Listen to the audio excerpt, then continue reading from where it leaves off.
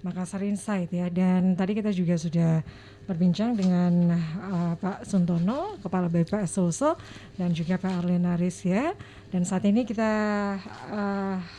di ujung telepon kita sudah ada Bapak Muhammad Idris ya. Beliau merupakan Humas PD Pasar Makassar ya. Assalamualaikum warahmatullahi wabarakatuh, Pak Muhammad Idris.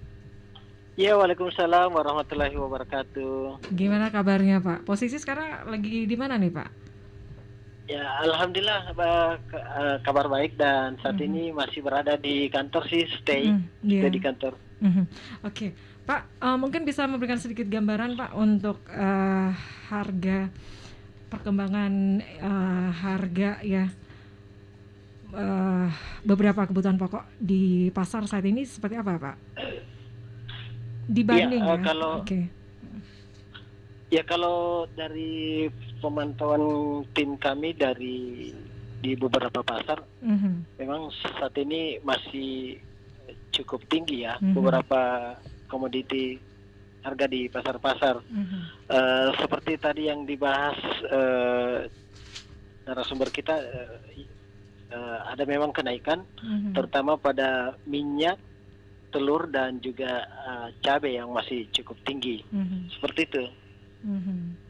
Itu kenaikannya kira-kira berapa Pak dibanding harga sebelumnya?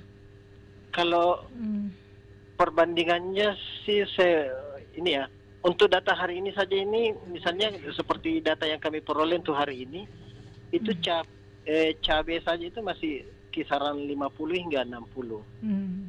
Yang sebelumnya berapa Pak? Yang sebelumnya? Cabai dulu masih dapat 10 ribuan, masih dapat ini, jadi lonjakannya sangat tinggi. Oke. Jadi kalau keluhannya ibu-ibu dulu kan beli 5.000 tuh sudah banyak, itu sudah ada berapa kantong didapat cabai rawit itu. Sekarang ya beli 5.000 paling tinggal 5 biji, 10 biji. Pak, dihitung. Iya, dihitung iya, kan betul, persatuannya. Betul. Iya betul, iya. Oke. Nah, begitu juga dengan minyak goreng. Minyak goreng juga wah luar biasa lonjakannya ini. Oke. Nah, selain cabai Pak, itu ada beberapa komoditi lainnya ya. Itu seperti minyak goreng curah, kemudian minyak goreng kemasan juga Pak ya.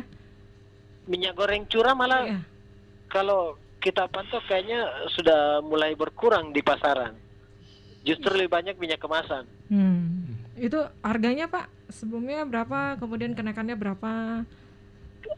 Harga itu kalau untuk data hari ini kan minyak goreng yang per 2 liter itu kan 42. 42, untuk yang 1 liter itu 21. Nah, kenaikannya itu sekitar perbandingannya ada sekitar 30%, 50% kenaikannya. Ya. Oke. Itu untuk minyak goreng curah ya. Iya. Kemudian Pak, telur ayam ras. Nah, ini ada mengatakan katanya lebih mahal Pak dibanding dengan daging ayamnya Pak.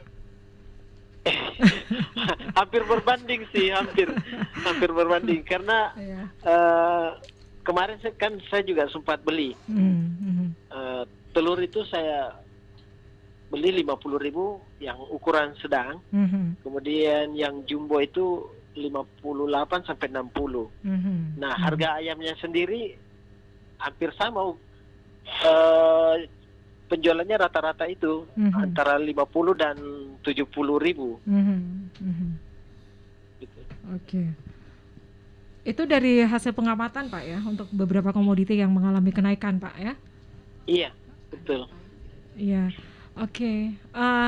Untuk dari PD Pasar sendiri Pak, bagaimana untuk upaya untuk bisa mengawasi gitu ya dari para pedagang, itu bagaimana Pak? Kalau kami dari PD Pasar pengawasannya ya paling sebatas itu ya, memantau perkembangan kenaikan harga. Tapi kalau untuk mungkin yang dimaksudkan adalah memantau dan melaporkan setiap hari di kantor pusat. Jadi kami punya tim yang di lapangan itu, masing-masing pasar itu kan ada kita punya tim. Nah, tim inilah yang nanti melaporkan setiap perkembangan harga setiap harinya. Oke. Ini kan sudah masuk di awal 2022 begitu, Pak. Kalau dilihat hasil pengamatannya itu sudah mulai berangsur-angsur turun atau malah masih tetap atau bagaimana, Pak? Kalau pengamatan kami sih masih tetap. Ya, masih tetap ya? Masih tetap. Iya, masih Berarti tetap. masih mahal, Pak?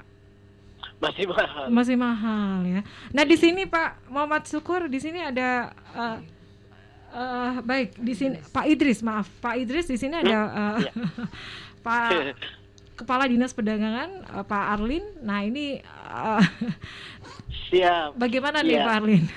Ternyata harga di pasaran masih tetap tinggi, Pak. Bagaimana dari Dinas Perdagangan, upaya dari Dinas Perdagangan untuk bisa menstabilkan harga di Yes, memang Mbak, sebagaimana disampaikan Pak Idris tadi, kita melakukan tugas itu pemantauan harga dan stok ketersediaan. Hal-hal tersebutlah yang dibawa ke dalam rapat koordinasi atau pertemuan-pertemuan koordinasi dengan tim pengendali inflasi daerah. Dari situ dirumuskanlah skema-skema kebijakan, langkah-langkah yang dilakukan untuk melakukan intervensi ke pasar. Biasanya kita melakukan, kalau dari Dinas Perdagangan ini ada opsi yang pertama pasar murah. Ini dalam rangka mendorong daya beli masyarakat untuk komoditas-komoditas. Begitu juga ada operasi pasar, baik operasi pasar khusus maupun operasi pasar reguler terhadap komoditas-komoditas yang mengalami stok maupun harganya yang mempunyai kenaikan yang cukup tinggi. Namun kita sendiri tidak melakukan keputusan sepihak bahwa hari ini kita mau lakukan operasi pasar, hari ini kita mau lakukan pasar murah. Ini dalam kerangka tim pengendali inflasi daerah, karena ini mungkin bisa disampaikan Pak Suntono, hal-hal terkait inflasi ini bukan semata-mata bahwa harga ini mau dinaikkan atau mau diturunkan, namun terkait dengan tadi bahan-bahan pangan yang mempunyai komoditas-komoditas yang berpengaruh terhadap fluktuasi ataupun inflasi itu, ini yang perlu dilakukan pemantauan-pemantauan, Pak. Oke. Pak Suntono, ya. Saya ini dulu ya dari Pak Muhammad Idris. Terima kasih Pak sudah bergabung. Mungkin masih ada yang disampaikan Pak Muhammad Idris ini terkait apa yang diharapkan dari Kepala Dinas Perdagangan, kemudian dari BPS sendiri, Pak Idris, ya. Terima kasih Mbak Mirsa. Ya, salam kenal Pak Arlin dan Pak Ya, Suntono. sama-sama Pak. Iya, saya sepakat sih dengan yang disampaikan tadi Pak Arlin bahwa operasi pasar itu memang cukup berpengaruh juga ya. Paling tidak ada dampak lah kalau ketika kita melakukan pasar murah atau operasi pasar. Saya pikir itu juga adalah langkah taktis kita untuk membantu masyarakat.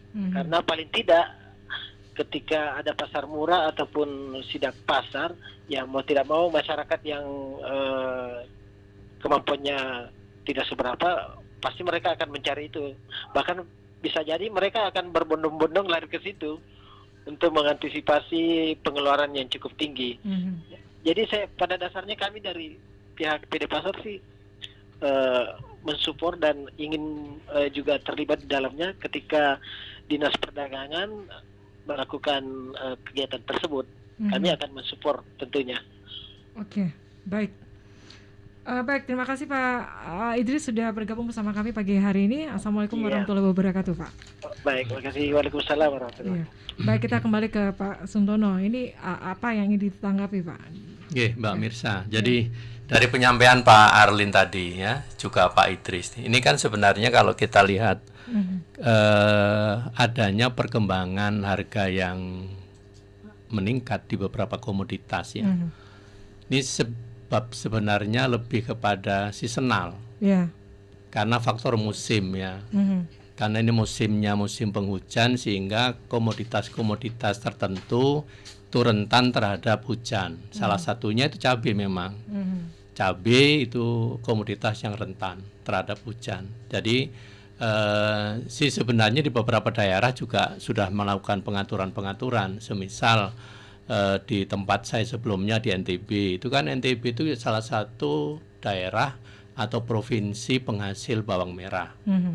Tapi dulu ketika bawang merah itu produksinya berlimpah gitu ya, itu bukan ditarik tapi dipasarkan ke Brebes. Nah di Brebes sana itu punya tempat penyimpanan. Jadi di sana disimpan di satu alat gitu ya, kayak cold storage lah begitu modelnya, diatur suhunya sehingga dia bisa bertahan beberapa bulan.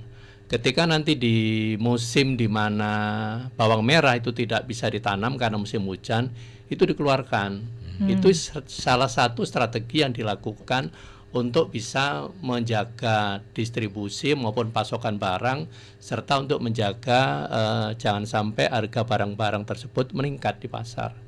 Nah, saya kira di sini kan juga ada daerah-daerah yang memiliki produksi bawang merah yang sangat besar menurut saya. Bahkan juga produksi horti yang lain, cabai merah dan sebagainya. Nah, saya kira ke depan pemerintah pun sudah memikirkan itu menurut saya, untuk menyediakan alat atau teknologi yang bisa menyimpan manakala produksi sedang tinggi.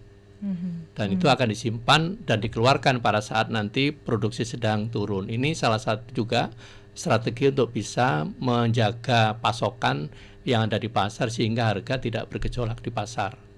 Memang kalau saya amati ya dari pencatatan BPS itu di Desember 2021 ini inflasinya relatif tinggi, ya relatif tinggi, mencapai 0,92%. 0,92%. Iya, di Desember 2021. Dan ini kalau saya trace ke belakang, saya lacak itu ya, saya tracking. Apa penyebabnya, Pak? Ya, tadi itu penyebabnya karena adanya beberapa komoditas yang memang meningkat, ya, yang tadi sudah disampaikan oleh Pak Idris juga di pasar Makassar itu juga menunjukkan memang komoditas-komoditas naik, dan itulah yang juga dicatat oleh BPS gitu. Dan sebenarnya secara umum tadi saya sudah sampaikan, inflasi tahun kalender dari mulai Januari sampai Desember itu kan tercatat 2,4. Itu masih relatif aman dari sasaran pemerintah 3,0 plus minus 1%. Aman sih sebenarnya karena belum melampaui 3% gitu ya. Namun memang fluktuasi di bulanannya itu nampak di Desember itu relatif tinggi. Dan itu tertinggi sepanjang 3 tahun terakhir saya amati. Memang di Desember ini 2021. Dan penyebabnya pun juga sudah disampaikan tadi di catatan BPS itu ada 10 komoditas yang menyebabkan sehingga terjadi inflasi yang relatif tinggi, 0,92% tadi itu. Di antaranya ya tadi cabai rawit, Pak Idris sudah menyampaikan, Pak Arlin juga menyampaikan ya.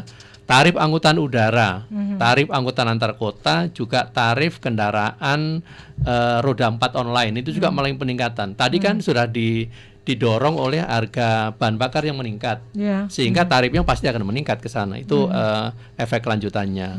Selanjutnya minyak goreng meningkat, cabai merah juga meningkat ya. Terus komoditas horti yang lain ada kangkung meningkat, kacang panjang juga meningkat, dan ikan kembung meningkat, plus telur ayam ras. Ini 10 komoditas. Namun demikian di Bali itu juga ada komoditas yang turun sebenarnya. Ya, misalnya apa, Pak? Misalnya ini ada bawang merah. Ya, bawang merah turun, ikan cumi juga turun, ikan bandeng turun, tomat juga turun ternyata kan, jeruk nipis turun, buah anggur turun ya, dan bawang putih juga turun, sawi putih turun, jeruk juga harganya turun. Jadi selain tadi 10 yang meningkat, sebenarnya ada juga komoditas-komoditas yang memang di pasar itu harganya turun, harga apa turun. Yang menyebabkan, Pak? Bisa jadi penyebabnya karena memang pasokannya berlebih, ya. Bisa jadi karena permintaannya yang berkurang. Nah, itu yang kan hukum pasar cuma itu saja. Ketika permintaan naik, pasti harganya naik. Ketika supply-nya banyak, harganya pasti turun karena permintaannya nggak naik. Gitu. Itu aja sih permainannya di dua sisi itu aja, demand side dan supply side, di situ aja. Nah, untuk menyeimbangkan itulah kebijakan yang Pak Arlin tadi sampaikan. Ya, operasi pasar bagian dari menyeimbangkan supaya nanti suplainya lebih banyak sehingga mendorong harganya menarik ke bawah, harganya menjadi lebih turun. Itu aja sebenarnya. Dan kalau kita amati dari 5 kota yang dicatat oleh BPS itu kota-kota apa aja, Pak? Ya. Kota Makassar sebenarnya relatif ya di tengah-tengah ya. Yang tertinggi itu ada di Parepare. Pare-pare, Pak? Pare-pare itu inflasinya 1,14%. 1,14% ya. Watampone 1,08%. Berikutnya Kota Makassar 0,92%, diikuti oleh Bulukumba 0,70% dan Palopo 0,65%. Dan itu kalau kita gabungkan secara total menyebabkan inflasi di Sulawesi Selatan 0,92%. 0,92%. Iya. Ini kalau semuanya 0,92% ini berartinya masih normal atau gimana, Pak? Kalau kita bandingkan dengan series bulan-bulan sebelumnya, bahkan dalam 3 tahun terakhir untuk inflasi bulanan, memang yang paling tinggi. Tapi secara keseluruhan kita kan melihatnya itu tidak snapshot ya, tapi overall dalam 1 tahun. Kalau dalam 1 tahun kita hitung inflasinya itu 2,4%, dan 2,4 itu masih di bawah dari sasaran pemerintah 3% plus minus 1%.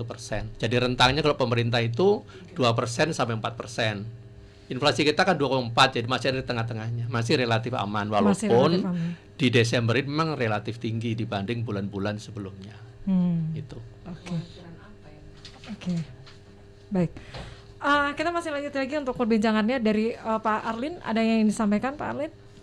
Ya, saya kira antisipasi Antisipasi kita untuk di tahun 2022 ini harus kita lanjutkan lagi. Ya, operasi pasar. Karena kita berharap perkembangan ekonomi ini Pak Suntono di 2022 geliatnya sudah semakin baik lagi. Mudah-mudahan ini juga turut daripada membantu bagaimana stabilitas terhadap harga tersebut, di mana daya beli masyarakat kita harapkan semakin meningkat, semakin baik. Hal ini tentu akan berpengaruh terhadap tadi inflasi dan deflasi yang kita sampaikan.